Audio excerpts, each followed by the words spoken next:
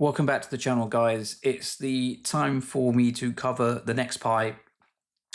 And I've done one on primarily focused on growth, and a lot of you have asked me to do an income pie. Now, this took a little bit longer to pull together. It's a bit more complicated, and we'll go into the kind of rationales and reasons why. A lot of you in my community already probably know the answer to this question of why it was a little bit more complex for me to pull together. For those of you who are not part of the community, please join us in Discord, and you'll find like-minded people there to discuss different strategies, different ways of investing, different styles of investing. So I'm going to cover off the assets that I've included. Now, I have included 11 assets. I've tried to keep it sensible in size. A lot of people end up creating very complex pies with multiple assets that then overlap, and it just gets very confusing. But I am going to explain again why each asset is in there, its purpose, what it's driving, what it's aiming to deliver, so that it's very clear. Now, I'm not going to talk about things that I've excluded. I have looked at a very wide range of income products. Another thing to call out is this space is just so rapidly evolving, particularly in Europe right now, that this pie could change very quickly.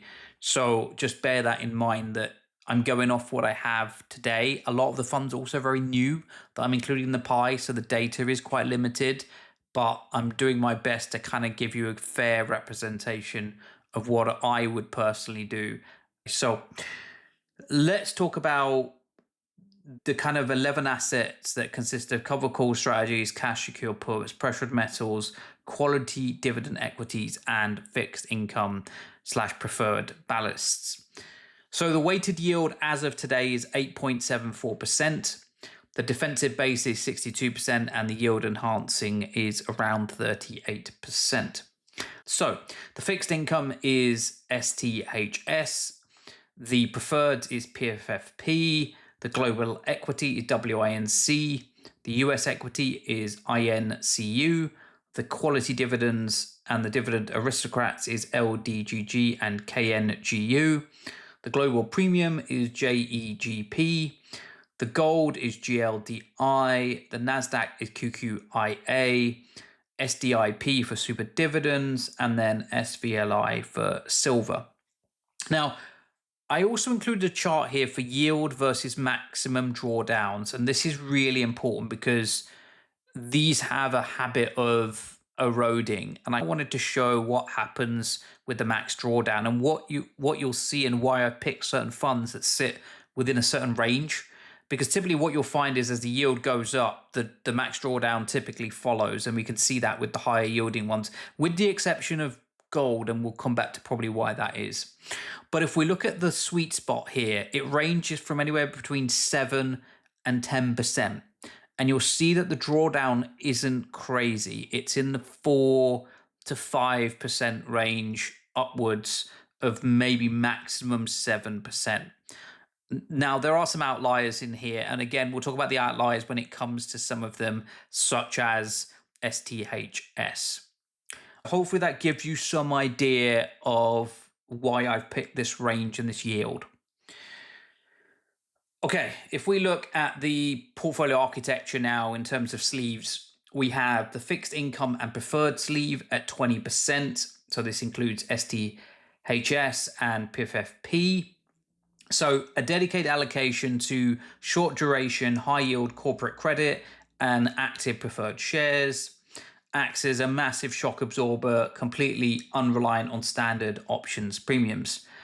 The average yield is around 7.22%. 1 year volatility is around 6.5%-ish. And PFFP's focus is mainly financials and a bit of energy.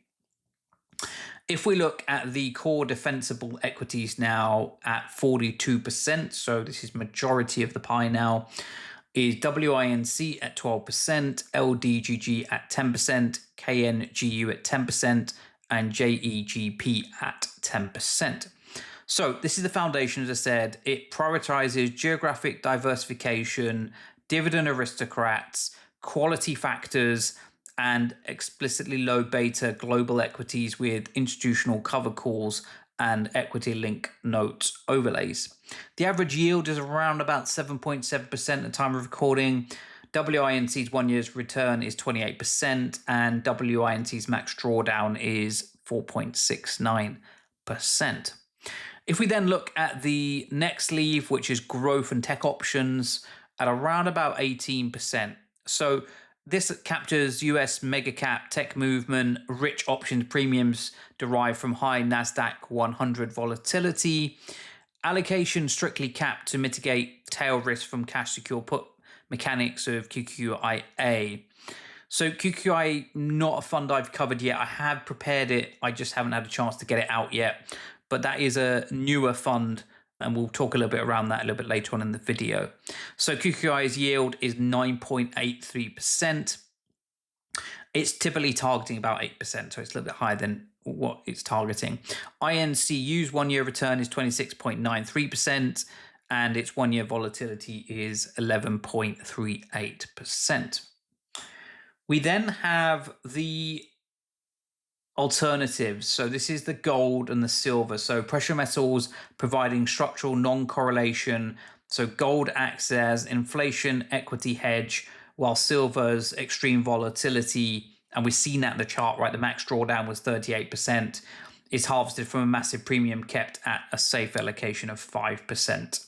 So GLD's yield is around 12% at the time of recording. Its 1 year volatility is 23.45%. But the real challenge is silver's drawdown at 38%. But again, these are non-correlated. And you'll also see gold's got a very similar max drawdown because of the fact just of the nature of commodities and the volatility behind commodities. And STHS, which is fixed income, again, in times where those types of things are under stress, they get quite big drawdowns.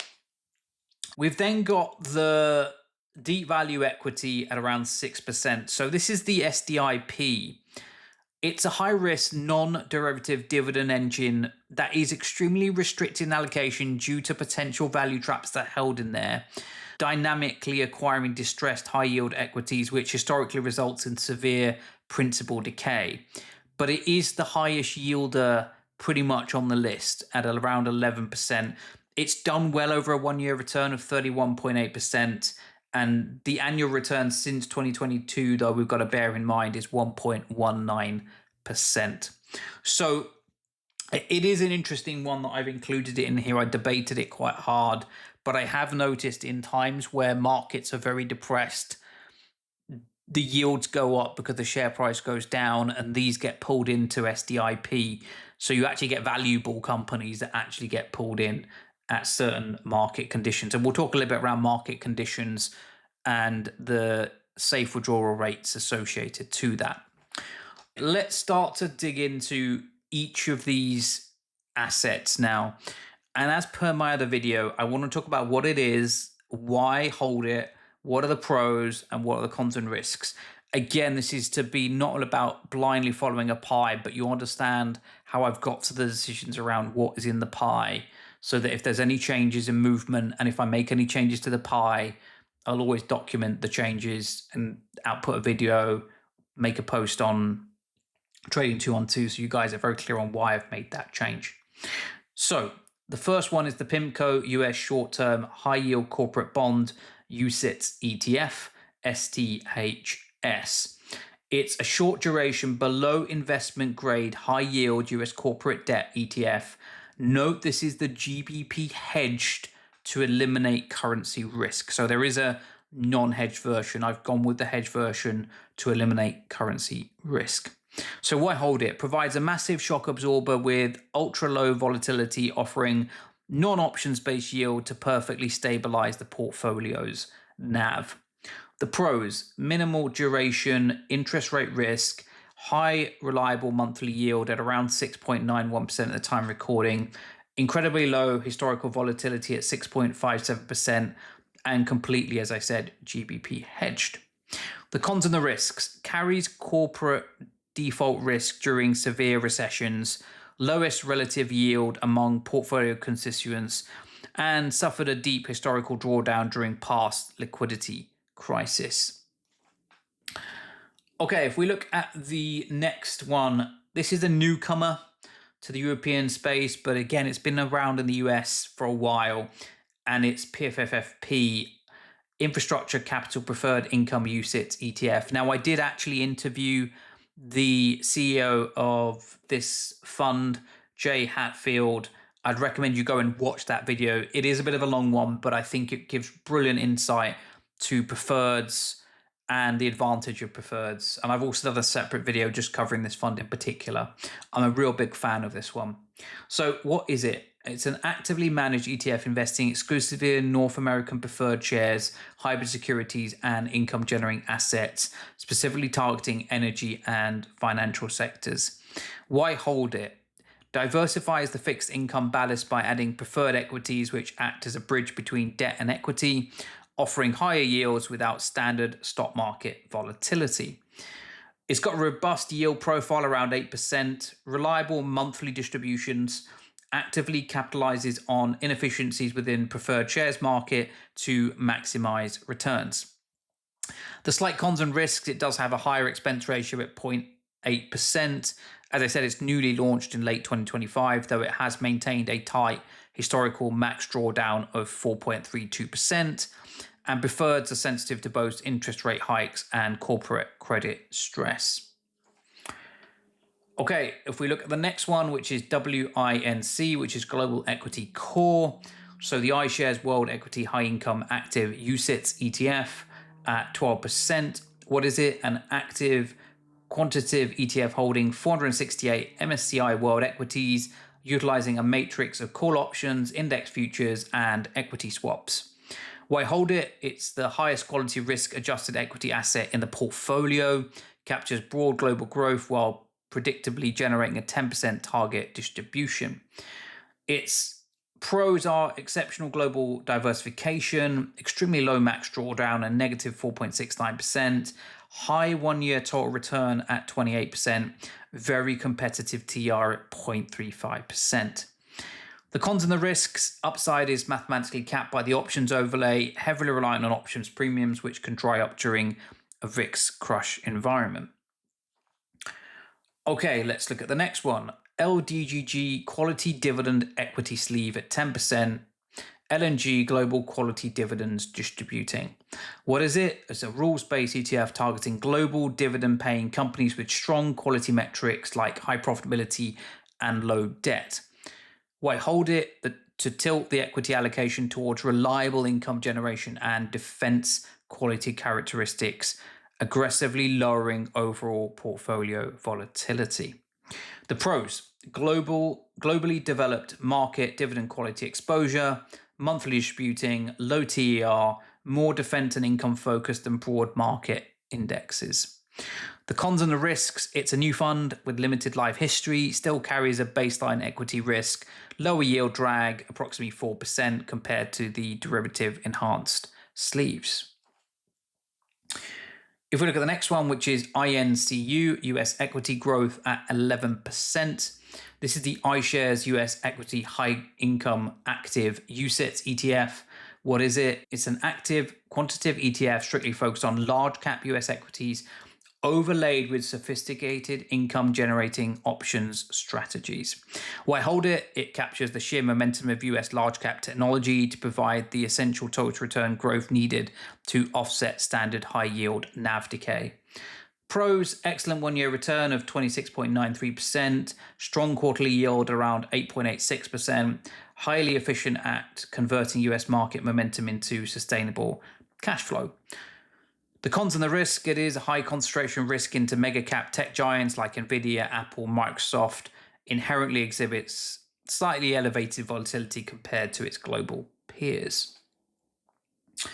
If we then look at KNGU Defensive Equity at 10%, so this is the First Trust Vest S&P 500 Dividend Aristocrats Target Income, tracks mature companies that have increased dividends for 25+ consecutive years, overlaid with a stabilized covered call strategy. Why hold it? Provides extremely durable income derived from fundamental quality, highly unlikely to suffer severe structural drawdowns during economic recessions. Its pros are supreme corporate quality and balance sheet resilience, tightly constrained max drawdown at negative 7.39%, reliable 8.68% yield from robust mature sources. Again, the cons and the risks, it's comparatively high TER at 0.75%. Inherently defensive posture causes significant underperformance during aggressive tech-driven bull markets. JEGP, Global Premium Equity at 10%. Now, this is another one I debated whether to include or not because it does have ELNs. So JP Morgan's Global Equity Premium Income Active UCITS ETF invests in defensively screened global stocks and utilizes equity-linked notes to synthetically sell covered calls against major indices, effectively dilutes the aggressive equity risk of the broader market while successfully and smoothly sustaining a target 8% monthly distribution yield. Pros: highly defensive fundamental posture, standard deviation stays significantly below broad global market indices, administratively efficient ELN execution. The cons and the risks: the ELN structure introduces distinct counterparty credit risk from issuing global investment banks. Distributions can face distinct tax treatments. Next one is the Income Shares Gold Yield ETP Precious Metals at 9%. What is it? It's a transforms physical gold exposure into a high-yielding asset by systematically selling out-of-the-money call options on underlying gold shares. Why hold it? Provides absolute structural non-correlation to equities and traditional fixed income, acting as a powerful inflation and crisis hedge. Pros: massive 12% distribution yield, specifically designed to retain at least 3% upside exposure during runs before capped gains. Now, a good thing with this is it's 12% today, but if you'd bought at inception, your yield on cost would be considerably better. If we look at cons and risks, elevated standard deviation at 23.45% and significant max drawdown at negative 16%. Relies completely on implied gold volatility remaining high for its yield.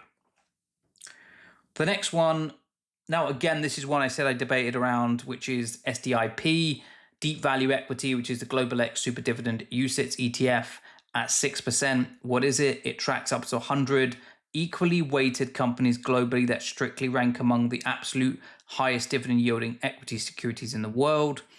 Why hold it? It extracts a rich organic dividend yield that functions completely independent of options market implied volatility, protecting against VIX crushes. The pros: high current dividend yield around 11%, provides purely non-derivative cash flow, occasionally generates stellar cyclical returns at 31.8% in 1 year. And we talked about the market conditions there.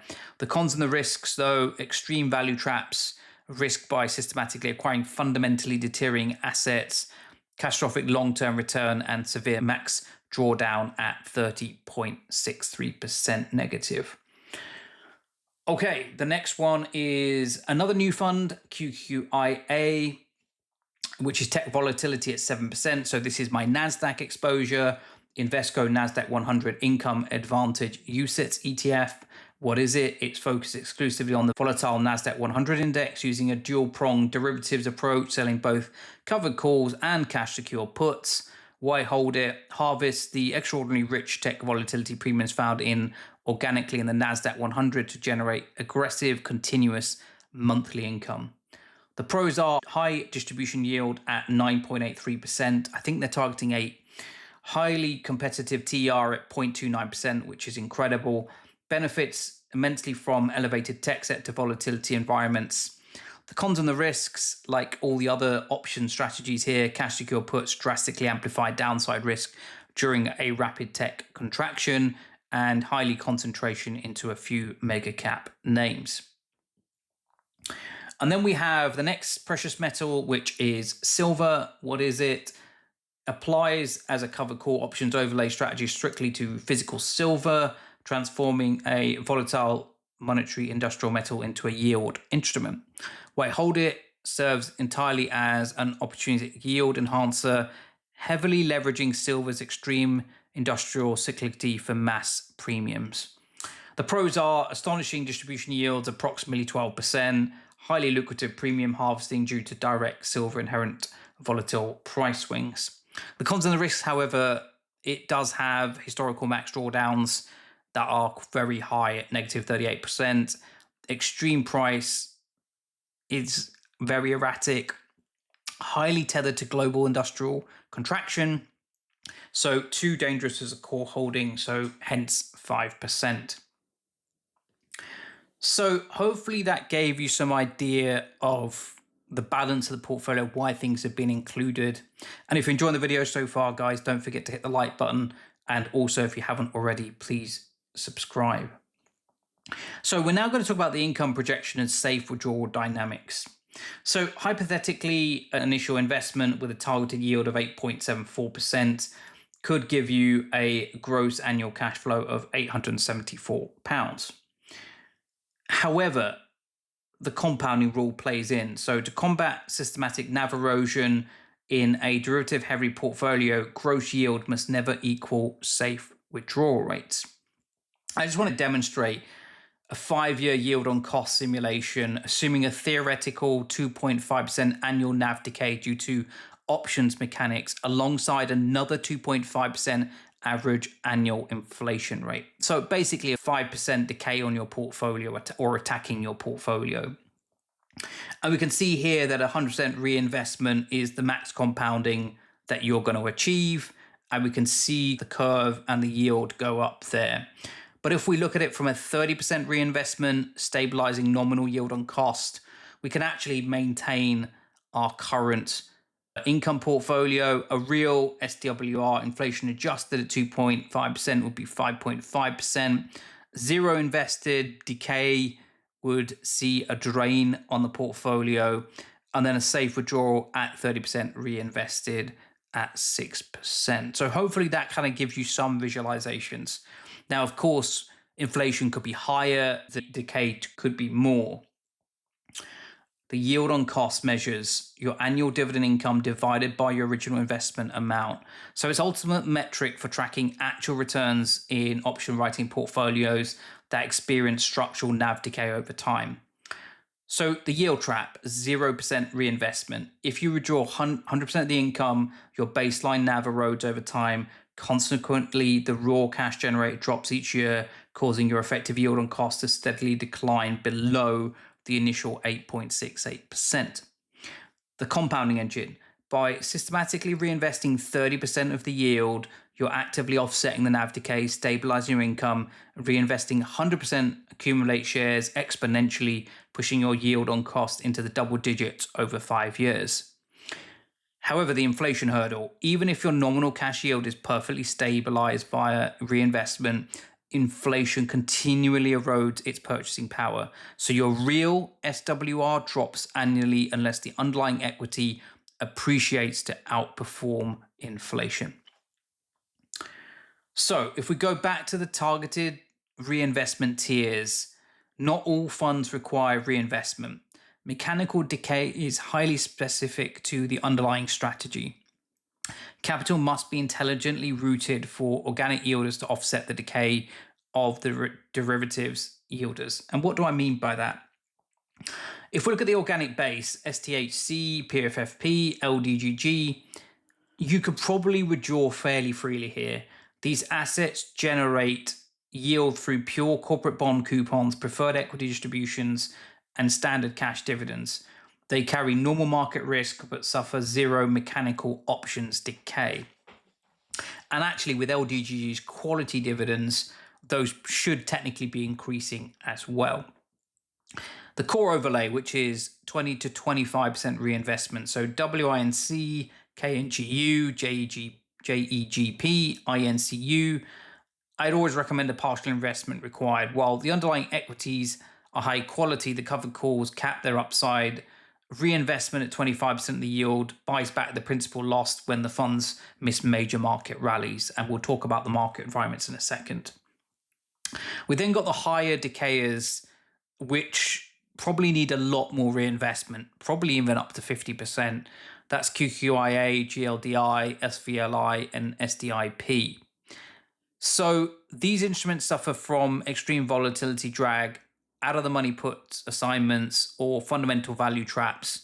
You must aggressively invest to counter deep capital destruction. However, saying that point, it does matter on the market environments and the safe withdrawal rate across those market environments as well. In bull markets, 7 to 8% with 10 to 20% reinvestment. So dynamics, the volatility drops. So the VIX, which is the measure of the volatility, reduces options premiums. However, the organic equity base of LDGG, WINC appreciates. You can safely withdraw near maximum weighted yield, requiring only minimal reinvestment, as capital appreciation naturally offsets any minor premium compression and effectively outpaces inflation. In a sideways market, 6 to 7%, 20 to 30% reinvestment. The dynamics, the absolute ideal environment for covered calls, capital values stagnate, but options expire worthless, consistently generating a maximum uninterrupted yield. A moderate, steady reinvestment rate is required to maintain the baseline NAV and hedge against the silent erosion of inflation on your purchasing power. The worst case scenario is the bear market, and this is 4 to 5%, 40 to 50% reinvest. The dynamics here are NAV drops sharply, cash secured puts are assigned at losses while options premiums spike heavily due to high volatility. You must drastically cut withdrawals. A heavy reinvestment rate is mandatory to aggressively acquire depreciated shares to fuel the compounding recovery and survive inflationary spikes, or we often refer to as stagflation, that's often accompanied by market shocks. So you can see twofold something going on here, which is the strategy matters and where the income's coming from, but so does market environments. And it's less about removing everything from the portfolio, but it's about understanding what your safe withdrawal rate is. Now, again, some of this is as best as I can portray it. This is just how I understand where the markets are at and different market conditions, but do your own research, make sure you understand these fundamental concepts, and these percentages may vary over time, but hopefully it gives you something to work on. Now, I talked about very start of the video about the challenge with an income portfolio, and it's the mathematics of NAV decay. Covered call, asymmetric, so writing call options, and this applies to put options as well, mathematically caps the upside potential of an asset while providing only minimal downside protection, limited to the premium received. Over multiple volatile market cycles, the fund absorbs full capital drawdowns but misses exponential rallies. Without the hedging, this asymmetric capture guarantees long-term net asset erosion. Now, I've mentioned hedging in there deliberately because one of the fund managers' income shares is looking into hedging. Now, there's only 2 income shares funded here, gold and silver. That may change if their hedging works out better. But also what might change is we don't know whether they're going to hedge the cover call strategies. So we'll have to wait and see on that one. The other element is the VIX crush vulnerability. So funds relying purely on options premiums, WINC, INCU, GLDI, SVLI, QQIA, suffer severe yield compression during prolonged low volatility bull markets. So integrating traditional fixed incomes like the STHS and the standard deep value dividends, SDIP, maintains cash flow during these periods, diversifying the income streams away from purely implied volatility pricing.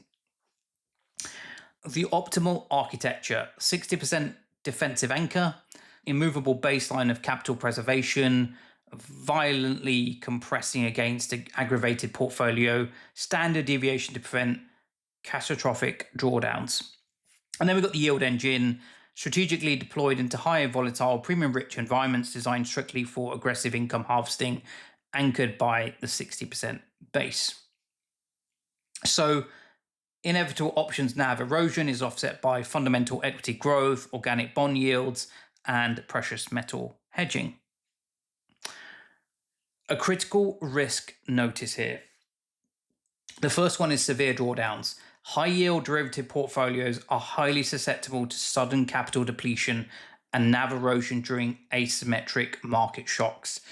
And this is the point that anyone that produces a pie or shares stuff out there tends to not mention until it's probably too late. But I think it's a really important point to call out. Second point is yields are never guaranteed. So the advertised distributions are derived directly from harvesting volatile options premiums, which can compress significantly in calmer markets. And probably third, the most crucial of them all, reinvestment is required to maintain principal value and fight historical NAV erosion. Systemic reinvestment of portions of distributed cash flow is mandatory. And so there you go, guys. Hopefully that gave you a really good idea of how I put this pie together. The pie is available now. I will share a link in the description for those of you that are interested in looking into the pie. Would love your thoughts in the comments. Were there any surprises in there that you didn't expect? Would there be anything else you would potentially change? Let me know in the comments. As I said, this pie is probably going to evolve a lot more than the growth pie or the stability pie. Hopefully you found this useful. Thanks a lot, guys. I will catch you on the next one.